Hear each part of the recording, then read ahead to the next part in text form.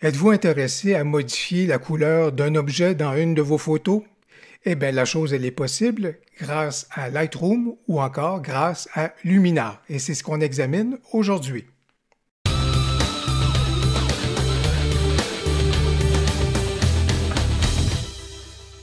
Bonjour, mon nom est Louis Lavoie, je suis l'auteur du blog fairedelabelephoto.com, un blog qui s'applique, tout comme cette chaîne-ci, à partager avec vous des trucs, des conseils, des astuces, de même que des découvertes, afin que vous puissiez progresser dans votre cheminement photo. Et si vous aimez des vidéos comme celle-ci, ben n'hésitez donc pas à cliquer sur j'aime, à vous abonner à ma chaîne et surtout à partager mes vidéos. L'idée de la vidéo d'aujourd'hui m'est venue d'un commentaire que j'ai eu sur une de mes vidéos. Et puis grâce à ce commentaire-là, et je vous en remercie, à ce moment-là, la personne demandait est-ce que je suis capable de changer ou de modifier la couleur d'un élément dans une de mes photos. Et je vais prendre cette photo-ci, si vous voulez, puis ça va être un peu un hommage à Tintin et les oranges bleues. Je vais donc m'appliquer, pour donner l'exemple juste ici, à donc modifier la couleur d'une des boules de Noël qu'on retrouvait. C'était dans le coin de Rockefeller Park, ou en tout cas, c'était à New York en tous les cas. Donc, je vais transformer celle-ci en la couleur bleue.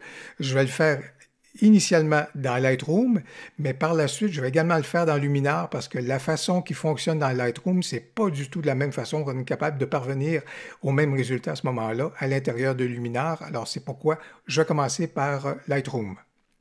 Donc, pour les fins de l'exercice, je vais m'appliquer à changer la couleur juste de cette boule-ci. Ce qui ne fonctionne certainement pas dans Lightroom ou ailleurs, c'est si on va ici dans le module de teinte, saturation et luminance, si vous voulez, et je commence à jouer avec cet élément-ci pour tenter de modifier la couleur, bien, vous voyez qu'on est capable d'obtenir un certain résultat, mais on vient affecter toutes les couleurs ou toute la couleur rouge qui est présente dans la photo. C'est pas vraiment un élément qui est isolé, mais c'est vraiment l'ensemble qui est isolé. Et même si j'amène tout ça dans un registre, par exemple, un peu plus orangé, puis après ça, je prends l'orangé, puis je commence à modifier les choses comme ça ou comme ça, puis après ça, je commence à modifier les éléments comme ça, bien, ça affecte l'ensemble de la photo. Ultimement, je voudrais rendre ça à du bleu et je n'y parviendrai pas. Donc, c'est pour ça que ça ici, c'est certainement pas avec ça qu'on va pouvoir y parvenir. On va y parvenir en utilisant le pinceau et faire un masque à ce moment-là sur un élément qu'on voudrait bien à ce moment-là obtenir. Ce qui est important dans ce cas ici, c'est au niveau de la taille de notre masque, on détermine évidemment ce qu'on voudra. Par contre, il ne faut pas avoir de contour progressif, je vous dirais, il faut vraiment le mettre à 0 pour que vraiment on puisse appliquer la chose là, de la façon la plus cernée possible. Et je vous dirais qu'au niveau du débit, bien entendu, il ne faut pas aller dans le registre des 50%, 60%, des choses comme ça. On y va complètement. J'ai coché ici pour le masque automatique, si vous voulez. Et la densité également est à 0, est à 100%, par contre. Donc, voilà qui va être ça. Et là, je vais donc créer mon masque, si vous voulez, sur cette boule-ci. J'ai coché juste ici pour me montrer l'incrustation. Ce sera d'une piètre utilité, je vous dirais, parce que ça va faire un rouge sur rouge, mais au moins, vous allez être en mesure de voir le masque que j'applique présentement sur cet élément-là. Puis j'y vais quand même assez rondement parce qu'il ne s'agit pas d'y aller de façon si précise, là, parce que je ne veux pas prendre trop de votre temps, mais vous pouvez voir que grosso modo, comme c'est là, j'ai à peu près réussi, si vous voulez, à avoir mon masque qui a été créé sur cet élément-là. Je vais donc enlever l'incrustation pour cet élément-là. Après ça, moi, je vais aller vers dire que je veux créer un masque de couleur. Et je vais donc demander à ce que je vais faire éventuellement vienne affecter, si vous voulez, la couleur dans ces éléments-là. Je pèse sur la majuscule en même temps parce que ce que je suis en train d'additionner, comme c'est là, c'est différentes teintes de rouge, si vous voulez, pour qu'on vienne affecter donc cet élément-là, ces éléments-là, cette teinte rouge-là, à l'intérieur de mon masque. Donc, j'ai donc créé un masque de gamme, couleur, et je me suis servi ici du dropper, si vous voulez, du sélecteur, pour venir choisir différentes tonalités donc de rouge à l'intérieur de cet élément-là. Et par la suite, bien, vous voyez que je voudrais aller ici et donc évidemment choisir la couleur bleue et je vais faire ça maintenant. D'accord? Bon. Qu'est-ce qui se produit? Alors, vous voyez que la couleur n'est pas du tout bleue comme c'est là. C'est plutôt le fait que, étant donné que j'ai choisi le bleu est venu s'additionner au rouge. Et l'un avec l'autre, ça donne donc cette couleur magenta, là, juste ici, qui est vraiment pas celle que je recherchais. Alors, ça ne veut pas dire que ça ne fonctionne pas, mais c'est juste qu'à ce moment-là, la teinte bleue est venue s'additionner donc à cet élément-là. Pour réussir le tout, qu'est-ce que j'ai besoin de faire? Regardez bien, un peu de magie. Je prends ici la saturation et je vais désaturer complètement mon élément. Et comme vous pouvez voir, soudainement, le bleu se révèle et c'est juste parce que je n'avais pas bien fait mon masque. J'ai juste besoin de compléter mon masque. Et voilà, ma couleur bleue vient de s'appliquer à mon élément. Alors, comment est-ce qu'on a réussi ça? J'ai choisi la couleur que je voulais, mais il fallait absolument que j'élimine le rouge en dessous à ce moment-là pour pouvoir faire en sorte que le bleu va s'appliquer de façon pleine et entière, si vous voulez.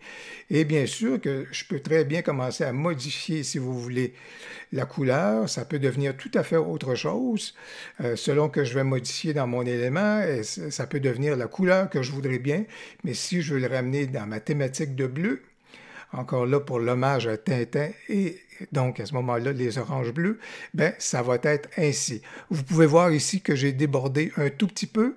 Alors ce que je pourrais faire évidemment, c'est aller à 100%, puis je vais le faire juste ici en disant que je vais aller effacer des éléments. Je vais juste cocher un tout petit peu mes éléments pour un tout petit peu réduire mon pinceau, juste là, corriger un tout petit peu mon débordement, comme vous pouvez voir. Mais voilà donc ici, je viens de réussir la substitution de couleur et le changement de la couleur à l'intérieur de Lightroom grâce au pinceau, l'outil de masque couleur et surtout en désaturant à ce moment-là à l'intérieur de mon masque pour que la couleur que je voulais prévale à ce moment-là sur l'ancienne couleur. N'hésitez pas à profiter des commentaires dans mes vidéos pour me faire part de suggestions ou d'idées que vous auriez quant à d'éventuels tutoriels que je pourrais réaliser ou encore d'éventuelles vidéos. Comme vous pouvez le voir, je suis à votre écoute, je vous lis et ça va me faire plaisir à ce moment-là de pouvoir donner suite à certaines hypothèses que vous pourriez me soumettre. On se retrouve maintenant donc dans Luminar et comme je vous le disais, la méthode pour parvenir au même résultat, si vous voulez, ne sera pas du tout la même. Incidemment, pour les gens qui sont intéressés à faire l'achat d'une licence de Luminar, évidemment, vous retrouverez un lien dans le descriptif, mais je vous encourage vraiment à utiliser mon code promo, si vous voulez, pour bénéficier d'une réduction sur le coût à ce moment-là de l'acquisition de Luminar. Alors, pour y parvenir, si vous voulez, on doit vraiment aller ici dans la famille des outils professionnels et on va privilégier ici l'outil qui s'appelle Filtre photo. Ça va encore passer, si vous voulez, par le fait de créer un masque, si vous voulez. Donc, on va encore utiliser notre pinceau. Au niveau du pinceau, on va s'assurer à ce moment-là d'avoir quand même une taille qui peut être, qui va être ajustée. Si vous voulez l'opacité, il faut absolument encore ici pouvoir monter celle-ci à 100%, donc la douceur à 100% à ce moment-là également. Et on va peindre donc un masque. Et encore ici, je cochais sur masque ici pour voir le travail que je suis en train de faire. Encore là, ça va donner quelque chose qui va être rouge sur rouge, si vous voulez, mais ça me permet juste ici quand même de vérifier le travail que je suis en train de faire. Dans ce cas ici, si vous voulez, l'outil de masque dans Luminar est un peu moins évolué que celui dans Lightroom. Il n'y a pas d'ajustement automatique, si vous voulez, ou en fait des éléments qui nous amènent un tout petit peu plus à mieux cerner notre truc. Donc, il faut vraiment y aller de façon plus précise à ce moment-là au niveau de notre masque, mais on est quand même capable de corriger par la suite, si vous voulez. Si on a débordé ou des trucs du genre, on est capable quand même de corriger tout ça. Je vais enlever donc mon incrustation, si vous voulez. Et là, ici, on n'a pas besoin de désaturer comme on le faisait dans Lightroom, si vous voulez. J'ai fait mon masque, si vous voulez. Je suis capable d'aller chercher la tonalité qui m'intéresse. Dans ce cas ici, c'est le bleu.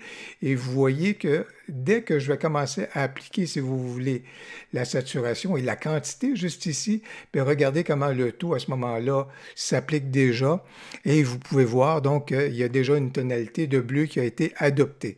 J'ai besoin, si vous voulez, dans ce cas ici, de faire des ajustements de façon un peu plus prononcée. Je vais y aller de façon plus proche, si vous voulez.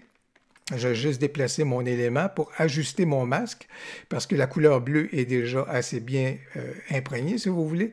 Mais là, je vais continuer de faire, d'apporter mon masque un petit peu plus dans la bordure parce que ici, ça n'avait pas été fait de façon assez convaincue, je vous dirais. Alors, vous voyez que j'apporte des ajustements comme ça autour des éléments, juste pour amener autour de mon masque des trucs de genre. Et si jamais je déborde comme je le fais volontairement actuellement, ou des trucs, bien, vous avez juste besoin après ça, juste d'en arriver ici, de modifier votre pinceau, juste pour dire que ici, vous voulez donc effacer plutôt que appliquer ou peindre. Ici, j'ai débordé un tout petit peu, donc je suis également capable d'apporter des ajustements comme ça. Je vais me ramener donc au niveau d'une taille écran, si vous voulez, et vous voyez qu'ici, à ce moment-là, j'ai donc réussi à modifier, pardon, ici j'ai fait une petite gaffe parce que je suis en train d'effacer mon masque, donc au contraire, je vais l'appliquer. Et donc, vous pouvez voir qu'ici, à ce moment-là, j'ai réussi donc à appliquer également le changement de couleur dans Luminar. Vous êtes intéressé à d'autres tutoriels pour mieux maîtriser Lightroom ou encore Luminar? Bien, ça tombe bien parce que j'ai justement une playlist à ce sujet-là.